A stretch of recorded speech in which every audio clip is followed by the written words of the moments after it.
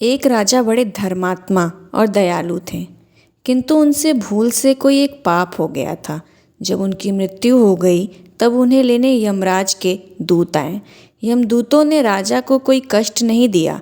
यमराज ने उन्हें इतना ही कहा था कि वे राजा को आदरपूर्वक नरकों के पास से आने वाले रास्ते से ले आएं। राजा से भूल से जो पाप हुआ था उसका इतना ही दंड था। यमराज के दूत राजा को लेकर जब नरकों के पास पहुँचे तो नरक में पड़े प्राणियों के चीखने, चिल्लाने और रोने का शब्द सुनकर राजा का हृदय घबरा उठा।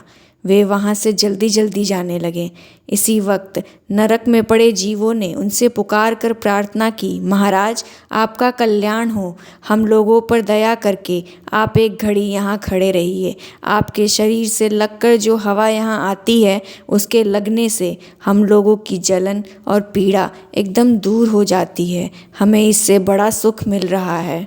राजा ने उन नारकी जीवों की प्रार्थना सुनकर कहा, मित्रों, यदि मेरे यहाँ खड़े रहने से आप लोगों को सुख मिलता है तो मैं पत्थर की भांति अचल होकर यहीं खड़ा रहूँगा। मुझे यहाँ से अब आगे नहीं जाना है। यमदूतों ने राजा से कहा, आप तो धर्मात्मा हैं, आपके खड़े होने का यह स्थान नहीं है। आपके लिए तो स्वर्ग में बहुत उत्तम स्थान बनाए गए हैं। यह तो पापी जीवों के रहने का स्थान है। आप यहाँ से चलें।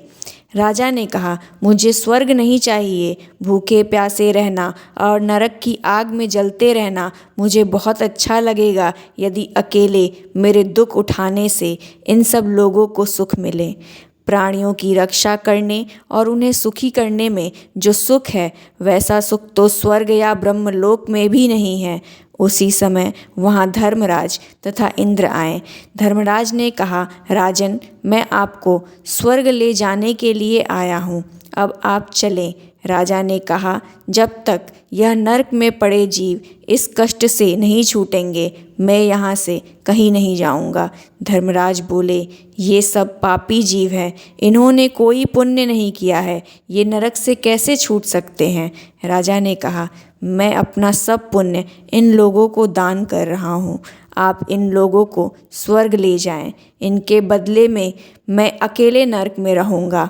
राजा की बात सुनकर देवराज इंद्र ने कहा, आपके पुण्य को पाकर नरक के प्राणी दुखों से छूट गए हैं।